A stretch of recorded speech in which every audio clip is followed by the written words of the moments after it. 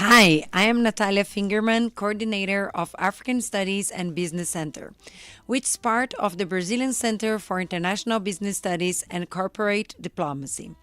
Our guest today is Abina Aik. Abina is a marketing executive and a brand management with more than 17 years of experience. As a founder and chief communications officer of the Gray Space Communications, she offers oh my gosh, strategic marketing and corporate communications to a lot of major companies in Nigeria, such as Coca-Cola, Budweiser, and Diageo. Abina also empowers business leaders through media skills training with extensive experience across US, Ghana, and Nigeria.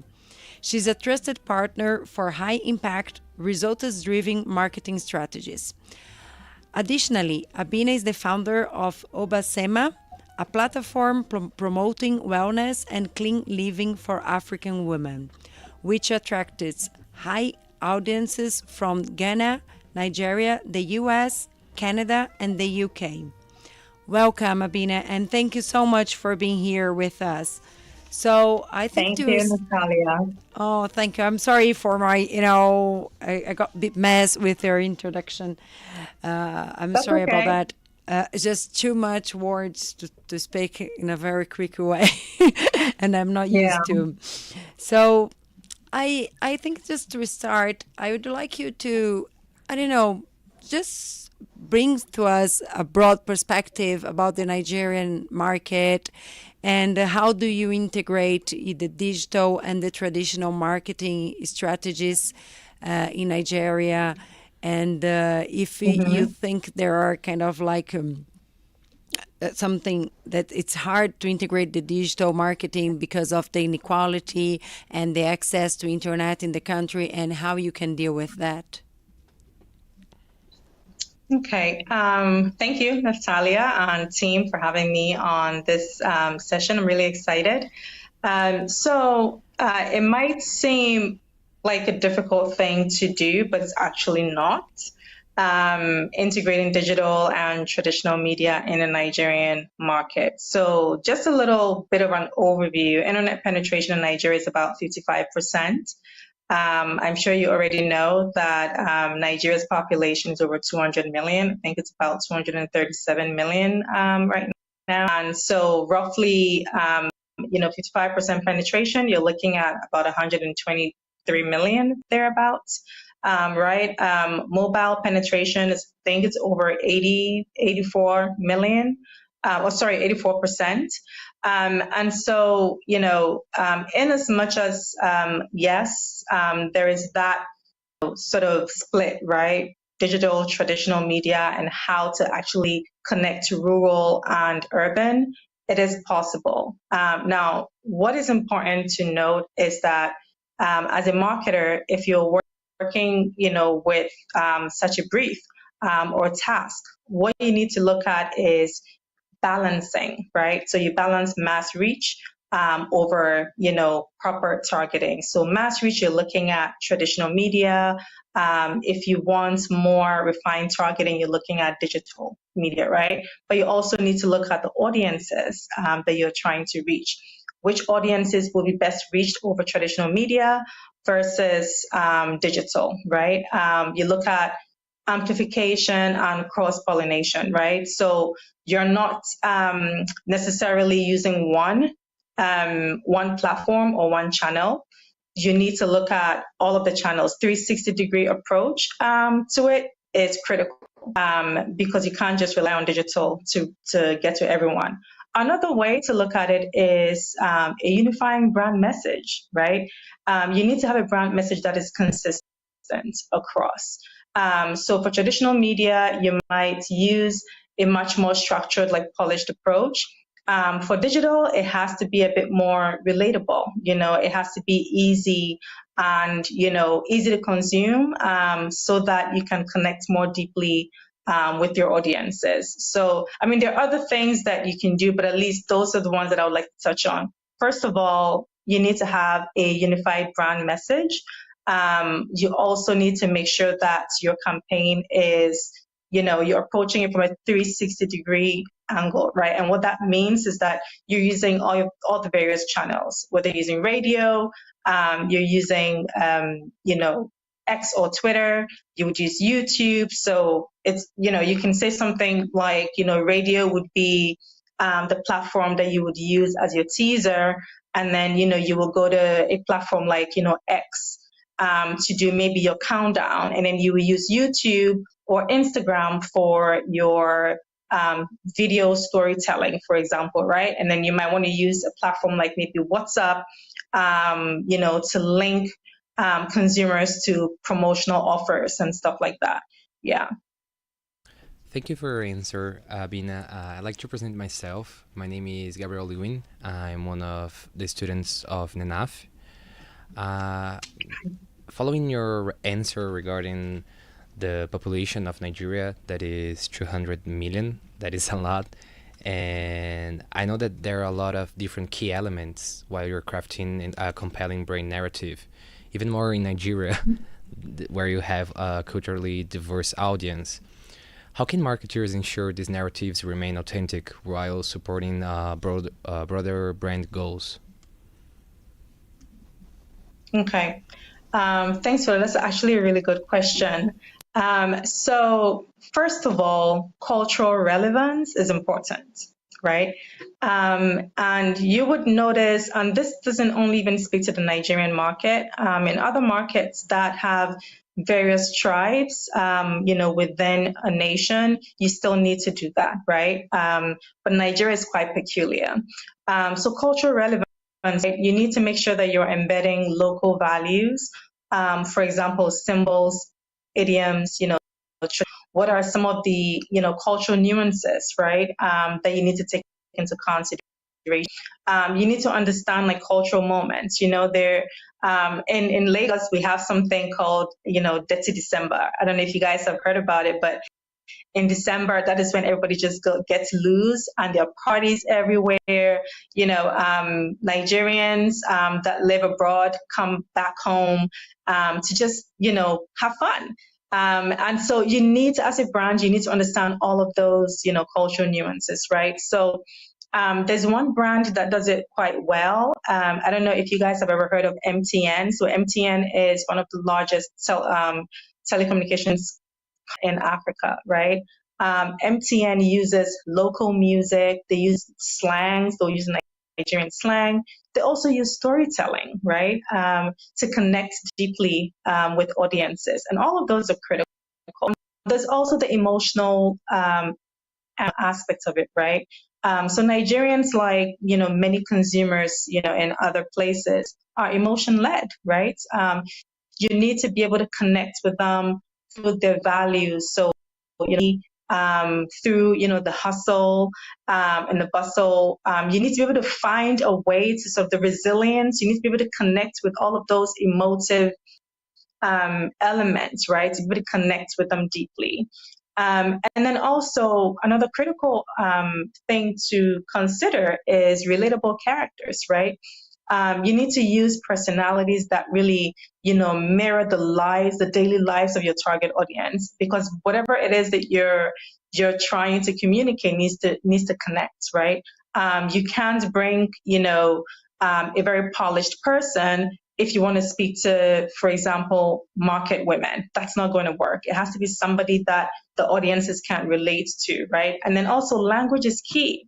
So there's several languages, hundreds of languages in Nigeria, right? But then there are a few languages that are quite, they're quite general that, people connect to and people can understand. Pidgin is one of them. So Pidgin, we also call it broken English. It's one of them, right? There's Hausa. So you need to sort of find a way to sort of code switch, right?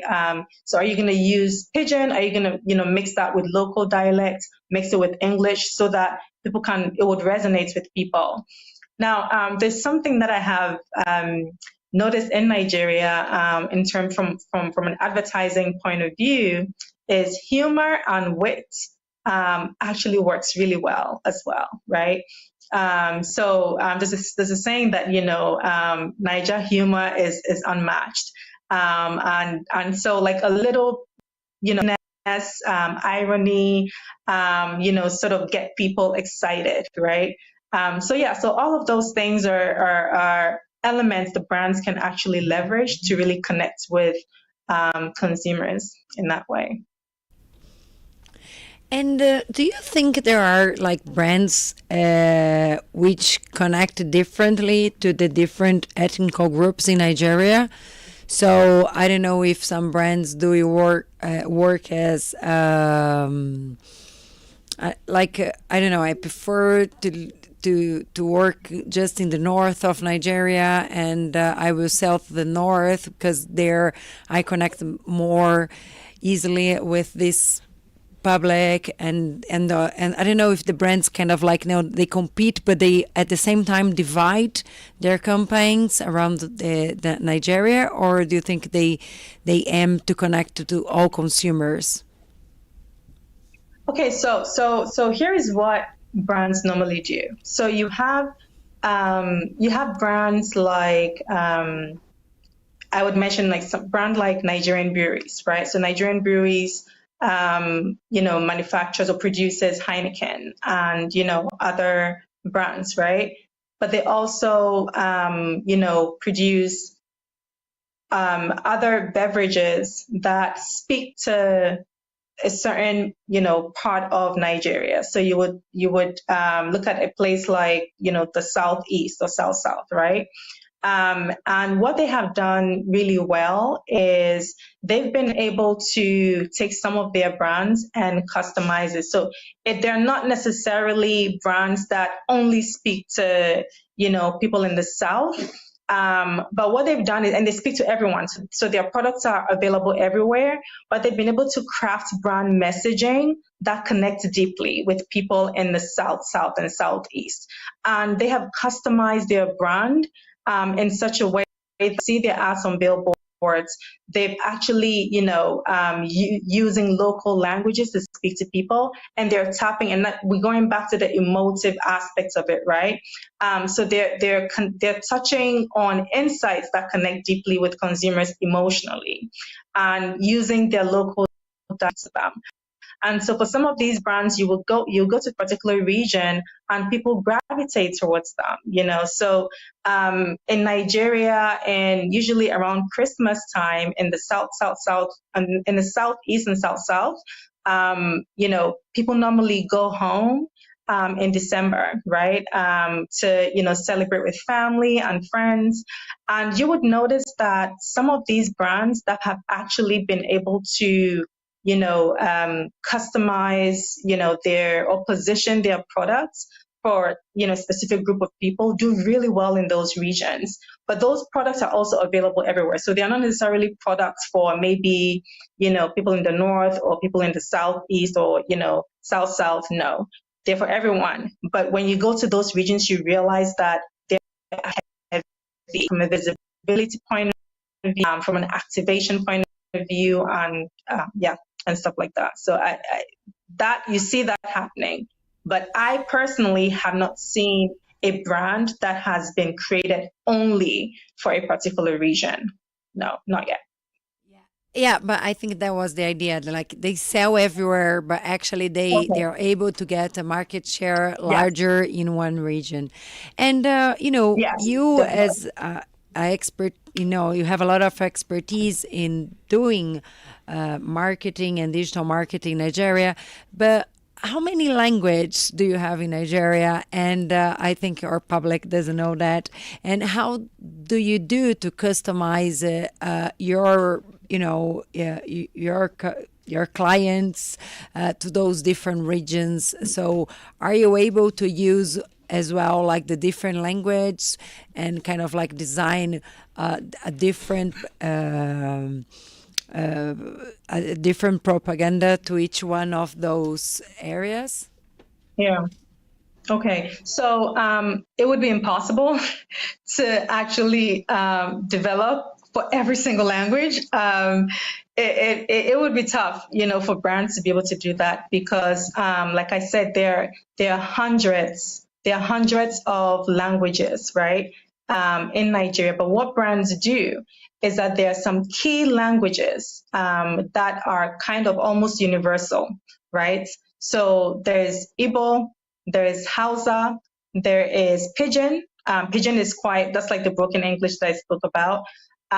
So normally there's Igbo, there's Yoruba, there's Hausa, and then of course Pidgin. Everyone speaks Pidgin. And so those languages are usually the ones most brands use. They don't go beyond that because everyone can speak and understand English to a certain degree, right? Almost everyone can speak Pidgin. So, because you cannot produce communication materials in hundreds of languages, you would usually go for Pidgin, because if I can't speak your language, at least I know that you can speak Pidgin. So that's what most brands do. I have done that for specific products that I was trying to create awareness for that targeted, the mass market, right? What we had to do was we had to actually, write the copies in Igbo, Hausa, Yoruba, and Pidgin, those 4 languages, and that was it for us. And so they were distributed. So when you go to the Southwest, like the Lagos, Ibadan, other areas that speak Yoruba, it will be distributed there, right? And then if you go to other areas that don't speak those 4 languages, they will definitely understand Pidgin, so the Pidgin would work. So yeah, I have done in the past, and That's I know nice. most brands do that. Yeah. Yeah, I'm actually curious now about how the digital influencers do to target the biggest audience they can. They will be using the Pidgin language, I understand by that. And when you look at the digital influencers there, are they younger or more older? How does it work, this kind of environment there? So the digital influencers, it's a range, really. You find a lot more younger influencers, but they're also, when you say old, I don't know what old is to you. Sorry, no. Someone might think I am old, but I don't think I'm No, that you're old. not. No, we are not old. We are not old. So yeah, but there's a range, but you see a lot more younger people, getting into that space. But I would say, I have seen influencers ranging from maybe 18 to at least 45 to 50. It really depends on what the influencer does, and the kind of the amount of audience that they've been able to amass. And so beyond just influencers, you're also looking at other celebrities, right? So your your movie actors. You're looking at musicians, right? They might not be as young, but they have a huge following. So some brands would go for some actors that might be older, but would be speaking specifically to the audiences. And interestingly, some older influencers or actors actually connect with very young audiences. So brands, go for them. I've worked with brands that have actually gone for older influencers, but that's because they represent a certain kind of, class and, people that they want to reach. But these influencers or actors, even though they're older, also have a huge young following. So, yeah. And do you go after the influencers as part of your business, or that's something that you hire another company to do? That's something that, I hire another company. I work with, partners to handle. Yeah. Because they're specific aids that handle that. It's something that I can do, but I don't handle that. And when you compare, for example, because you work at, for, I don't know, I think you've been working for a long time in Nigeria market, but also you've got some experience in Ghana market. Yeah. How do you see those two markets? Can you, I don't know, compare those markets? What are the main challenges? Okay, so both consumers are different. So Nigeria is a very fast market. I would say that. And when you need things, it's almost stereotypical in a way. When you need things to move, like Nigeria moves quicker than Ghana, for example, right? In terms of how audiences respond to things, I think that's for Nigeria. You need to look at more like, for lack of a better word, personality of the nation, right? So if you recall, I did mention hustle, right? Which is something that is quite critical, when brands are trying to connect with Nigerian audiences, right? So, you would meet a very young Nigerian person who's really hustling, trying to make things happen. So Nigerians are very ambitious, and they move really fast and try to make things happen. So Ghana or Ghanaians, on the other hand, it's quite different, right? The approach is different. Approach to life is different. It's a much slower pace. And so how consumers sort of, respond to brands are a bit more different. It would be less, trying to mind my words here, but, it's different in the sense that it's not as fast paced, I would say, as Nigerian. Audiences are much more slower to adopt than Nigeria.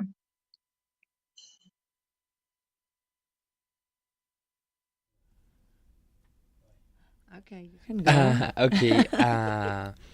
When we were researching more about Nigeria's structure, I noticed that services account for 46% of the market.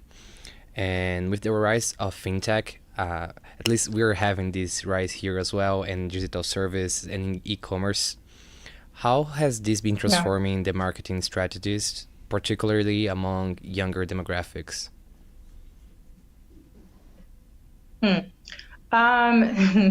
So it's good that you bring this up. It's actually a really good question. So there's some brands that have actually done this really well. And if you're looking at the urban, rural, for example, digital first approach has been, and like you look at, say, your fintechs, for example, right? A digital first approach is quite, I would say, is the best way to sort of, reach those sorts of audiences. Now you're looking at young people really so things have changed, right? So in the past, it was more traditional, more like talking to like one-sided conversation between brands and consumers, right? But fintechs have actually come to change the game, right? In their to connecting with consumers, maybe not just fintechs, other brands as well, but we see a lot of that in the fintech space. There's a lot more personalized approach to things. So it's not just like a one-sided conversation. It's, the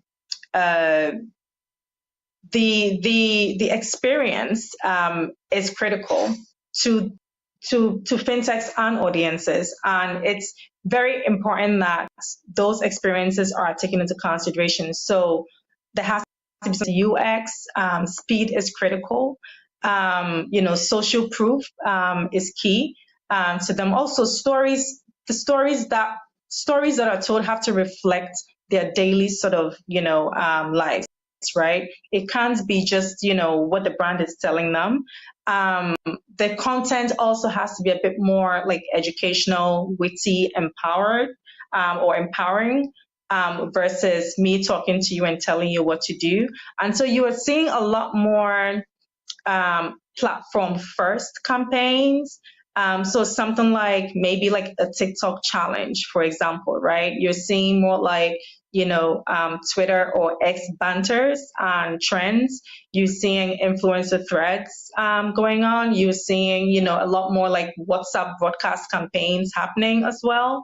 And there's some fintechs that have actually done it really well and connected very well with, young audiences, right? So, like I said, there's sort of like been a shift from the old way of doing things, right? Where there used to be TV, radio, newspapers, and all, to a more data-driven, micro-targeted content, delivery, right? So you're seeing brands now utilizing social media DMs to connect with audiences. There's a lot more like retargeted, Google campaigns happening, personalized push notifications. So, but also for a brand, you can get the most out of personalized push notifications if you have clean data, right? So if you're a brand that has clean data, you're sending push notifications to me, but you need to make sure that I am receiving information that is customized for a woman and not for a man or, just for a child, right? But we're seeing a lot more of that happening. It's been driven by fintechs, and a lot more of the bigger brands are also, picking up and making things happen. But yeah. Now we're just changing to another topic, because while you were talking, I was just thinking, I think we do have the same process happening here in Brazil. It's quite similar, and the shift that we could see in the marketing strategy. But I was thinking, you as a woman in Nigeria, and you were kind of like an expert. You have your own company. How do you think this gender issue, if it does play, I don't know, if there is a glass ceiling in Nigeria once you are a woman, or do you think it's the inequalities are not as higher as we can see here in Brazil, at least? I don't know. I'm quite curious to know about that. Yeah. So, I mean, the inequalities are everywhere.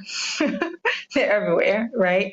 I personally haven't experienced it as, a woman trying to make things happen in that space, even though I know that it exists, and, there's some women who have experienced it, right? I think living in Lagos, because Lagos is a cosmopolitan city, right? So it makes things a lot more easier, at least for me. I think I would say that, it does. And probably other cosmopolitan cities or bigger cities similar to Lagos within Nigeria it might be the same.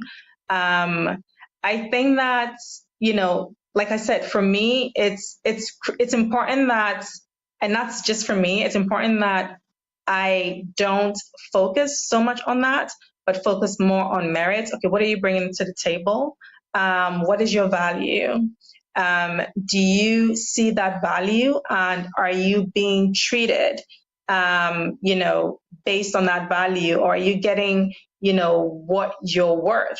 If I am not getting what I am worth from any sort of, engagement or, any sort of commitment, then it's not the right space for me to be in, right? I mean, I have personally made such decisions for myself. And so I think that is how I approach it. I try not to focus so much more on that, because then it could be quite discouraging, right? So for me, it's more of like, okay, Abena, do you have what it takes? Do you have the experience? One, and can you deliver it? And if you can deliver it, then, show that you can deliver it. And that's always been my focus, really. But it does exist, yeah. It does exist in Ghana. It exists everywhere. Yeah, thank you for your answer, because it's something that we see here, at least in Brazil, very frequently.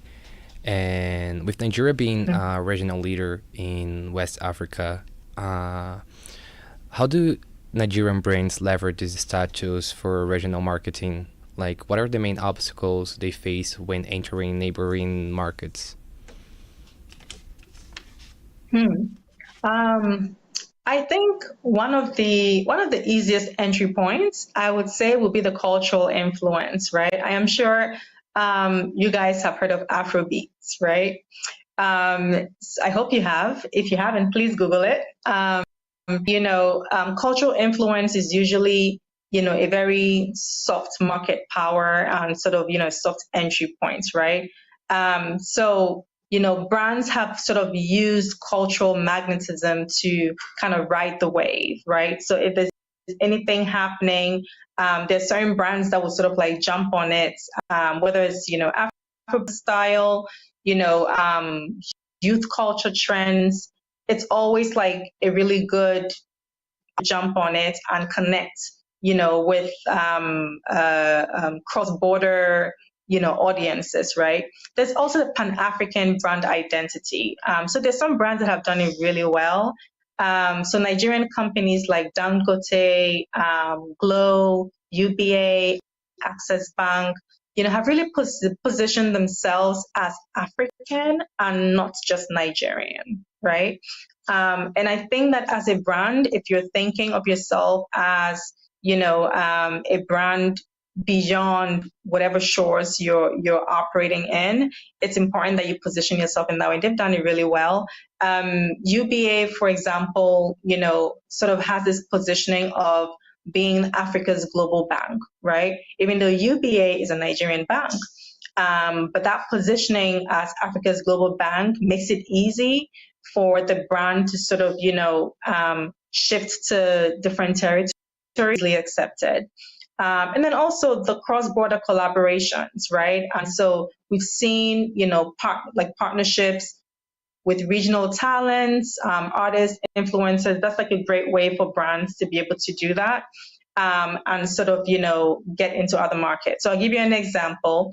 While I was in Ghana, I actually was part of the team that launched Made of Black in Ghana. Made of Black was actually Guinness's one of their biggest campaigns around that time. And it was a Pan-African campaign. So what we did was that we used different artists from different, African countries. So artists from South Africa, artists from Ghana, artists from Nigeria, right? And it made it easy for audiences in all of the markets to connect because you're seeing somebody from, your country, right? So that's also another way that brands have actually utilized culture and cross-border collaborations to be able to get into the different markets around them. And then also there's the digital channels. There's no border around digital, right? So digital channels, social media is borderless. E-commerce is borderless, right? And so, Nigerian companies or the Nigerian diaspora are able to, cross-border traders are able to sort of, utilize digital platforms to drive this, or even use ambassadors to do this, right? That's I would say that is one of some of the key ways of doing it. However, there are also the key challenges, right? Where there's a perceived Nigerian assertiveness, right? That can sometimes, be seen as, for lack of a better word, arrogance. And it can trigger, a certain kind of, in Africa, like in West Africa, Ghana and Nigeria always has a beef. We're kind of like the sisters and brothers that we love each other. It's like a love and hate relationship. So, we will call ourselves brothers and sisters, but we would easily like get at each other. And so, there's always a conversation around, Nigerians have too much pride, and we love it. So in Ghana, Ghanaians love it. But then it kind of annoys us too, because they're just too proud. And sometimes that can rub off the wrong way. But I think it's good in the sense that, it has helped to be able to move or just, what's the word? More like, disseminate Nigerian influence or push Nigerian influence beyond Nigeria, right? So the thing that we annoy us, we kind of love it and we're all consuming it, but we're complaining about it. But yeah, so it's a good and bad. Yeah. Yeah, we have a similar thing with Argentina, and they're our neighbors. Oh, really? Really, and we see very clearly in a lot of things, even in companies, But yeah, it's good to hear that perspective because I did not have an idea that this happened between Nigeria and Ghana, even more regarding entering new markets and doing strategies. Okay. Thank Yeah. you for an answer. And then do you guys have another kind of like brother or sister with the same relationship in the region, or it's just Ghana? Because here it's just No, Argentina. No, it's a special one with Ghana and Nigeria. It's special. We cannot have another brother and sister. It's a special one. So let me give you this. So I'm sure you've heard about the Jollof Wars, right? Now everybody claims Jollof originated from their country. So Ghana claims Jollof originated from Ghana. Nigeria claims it originated from Ghana, and it's just like a never-ending war conversation. Where we're always talking about our jollof being better than another country's jollof. But yeah, it's we have that. I mean, Togo is a neighboring country to Ghana. Cote d'Ivoire is, but we don't have that kind of relationship with Cote d'Ivoire and Togo. But in Nigeria, for Nigerians, oh yeah, that special relationship. Okay, we do have the same special relationship with Argentina, and you know that Argentina. yeah, because we say that we were the one who invented the milk cream, which is Yeah. called dulce de leche, and the Argentina say Oh that they were the gosh. one who invented. So that's like the huge fight, and we think we are better in football, and they think they're better in football than us. So of course Oh we are gosh. the one who are better, you know. Yeah. I don't need to convince you about that. Oh yeah, boy. it's just the same. So I Yeah. think we do have kind of like a final question, and I know it's very late there. So Gabby's he wants to ask you. Come on. Yeah, because we're here in African Center for Study and Business, I'd like to know from your perspective, like how Brazilians professionals can start working or at least try to get to know better the Nigerian market. Because I know that there must be a lot of opportunities there, the same way that we have it here. Yeah. Oh, yes, definitely. Definitely a lot of opportunities. So I will say approaching it from a place of it's almost like a brand wanting to come into Nigeria and how they come in, right? There's a lot of negative perception about Africa out there. I remember I went to high school or finished high school in the US. And I remember when I went to the US, I will never forget this. And this is many years ago, but I still remember. Someone in my class asked me, how did you get to America? Did you swim to America? Did you get here on a boat? And I was shocked because I had no idea that people didn't know that, Africa was not, what is shown on TV. But unfortunately, a lot of people don't know that, right? I was asked if we had cars in Africa because they didn't know, and they really didn't. Now, I think that for anybody interested in coming to Nigeria or any part of Africa to want to, work, it's important to come with an open mind. One, it's also important to come in not to say, oh, I'm going to change, or I'm bringing something new to Africa, because Nigeria, just like, other parts of Africa or other African countries, are quite proud about who we are as Africans. And it's important that, it's not an approach of, oh, I'm going to show them how to do things better. Because even though I am not Nigerian, I've lived in Nigeria for many years. It was critical for me to work here and understand how things work here. I know that there's a difference between how consumers in Nigeria respond to brands versus how consumers in Ghana respond to brands. So coming here, it's important to come in to learn, it's important to come in with that mindset to learn and know that there's something for you to actually learn that you didn't know before, versus thinking that you know it all and you're coming to change a people just because, Western media is telling you that, Africa is poverty stricken and there's no money and everyone is poor. It is not like that at all. So in the same way you would want to go to America and, work in a company there, should be the same kind of attitude you would have if you wanted to come to any part of Africa. Bearing in mind that the realities are different, yes. There are challenges in Africa, yes. And I know, I have friends from Latin America, so I know that some of our challenges are a bit similar. So, some of them are not so far off. So yeah, come in with an open mind, ready to learn. I think that would be the best way to sort of navigate through it. And there's so much to learn. So personal story, when I moved back from the US, I thought I knew everything about Africans because I'm African, I'm Ghanaian. I know everything about it, right?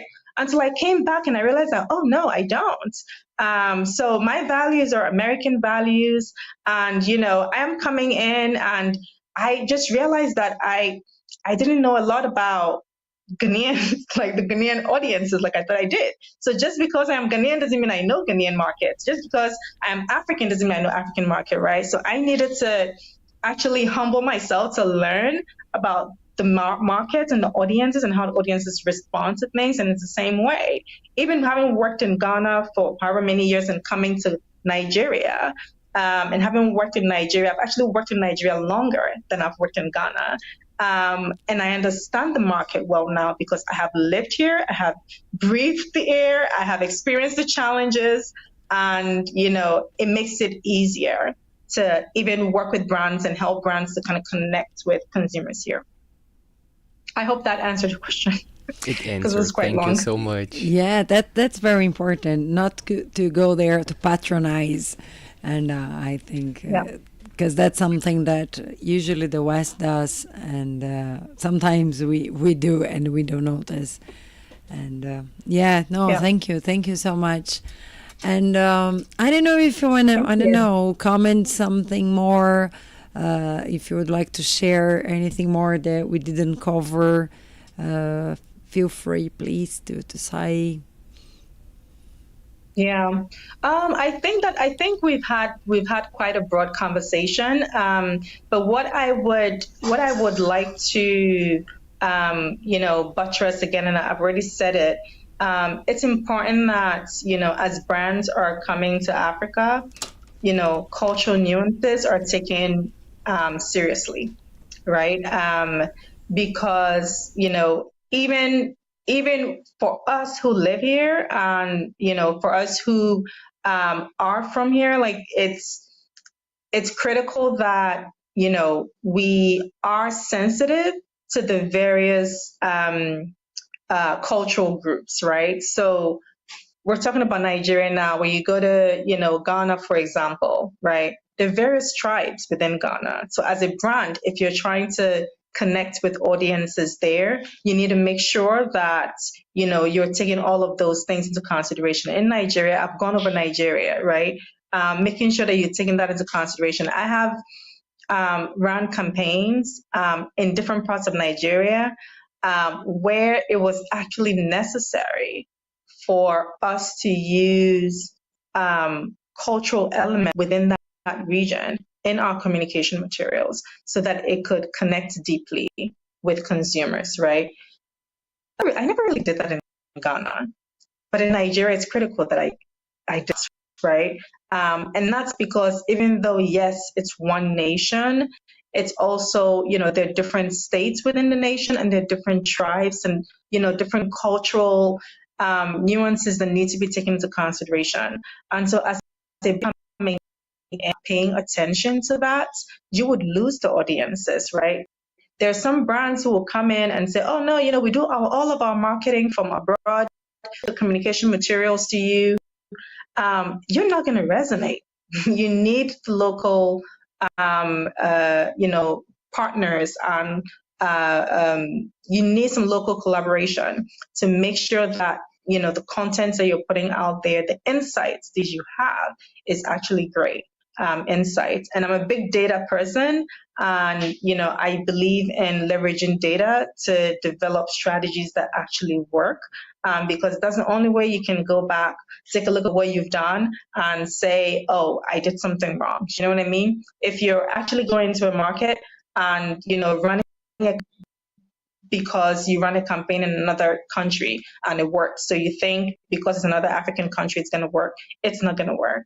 Do the research, put the time into getting the data that you need, and allow the data to actually influence or impact the strategy that you're going to put in to guide what you do.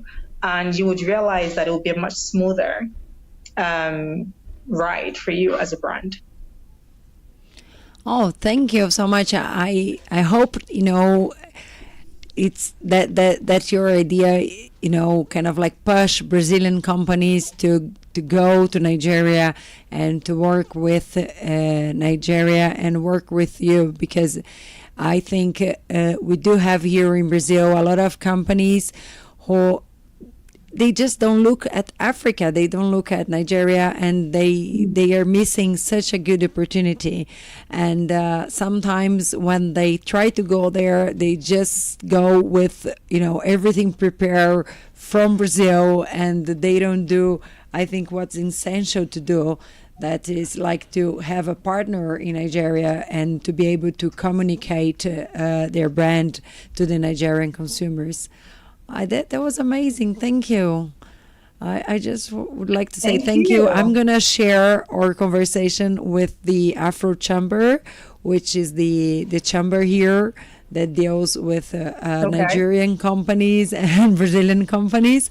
So I'm sure maybe they can kind of like get in contact with you. And I don't know, would you like to say something? No, yeah, just would like to thank you for the opportunity to talking to us. I really appreciate you taking this time to explain to us in a broader way, and I took a lot of notes because our talk was very interesting and it gave me a lot of insights. So I can only say thank you again. Yeah, thank you so much, Abina. Thank you for inviting me. Thank you. And have a good night. Thank you. Have a good evening. Yeah, thank you. Bye-bye. All right, bye. Bye. Pode ser.